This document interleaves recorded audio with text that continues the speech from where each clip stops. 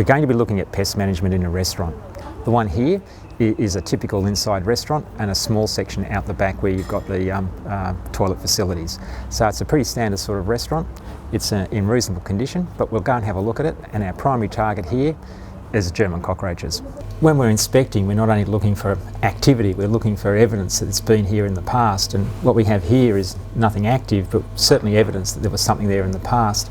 And what we've got is regurgitation marks from the cockroach, and you can see where the crack was that they were sitting in. These little marks here are regurgitation marks, and some fecal spotting as well. We've put down the liquid treatment at the beginning, we've dusted some high risk areas, and now we're going to be looking at the bait. Now, we've chosen the bait last because we know exactly where those other pesticides are, where those other treatments are, and we don't really want the bait near them. We don't want to contaminate the bait. The bait is a food source, and no animal is going to eat a contaminated food source. And remember, a lot of the materials we use here are repellents, so we don't want them to be repelled from the bait, we want the bait to actually work. We can put the bait in areas that we would really not want to put dust or a spray in, so it makes it much more flexible. So here we have the bait that's been placed up here in the past, but it's been placed in where the nooks and crannies where the cockroaches would have been hiding, inside here or inside here, and it's providing a food source in areas where we couldn't really dust or spray because it's right over the foods here. We need to be aware that we apply the pesticide to the label directions. So, and the baits are quite specific on the volumes that need to be applied. We need to think about the cockroach and how it performs before we just go and start shoving the baits in place.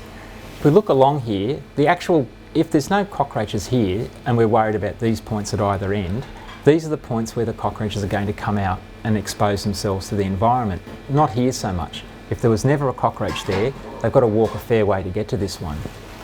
We know from recent research over the last few years that cockroaches will travel 30 or 40 centimetres in order to get to food. They don't travel, or won't travel if they don't have to, metres and metres and metres. Yes, they can, but if they find food reasonably close, they will stay close to the food source. This is where they're coming from and going to and from. Where's the obvious place to place the bait?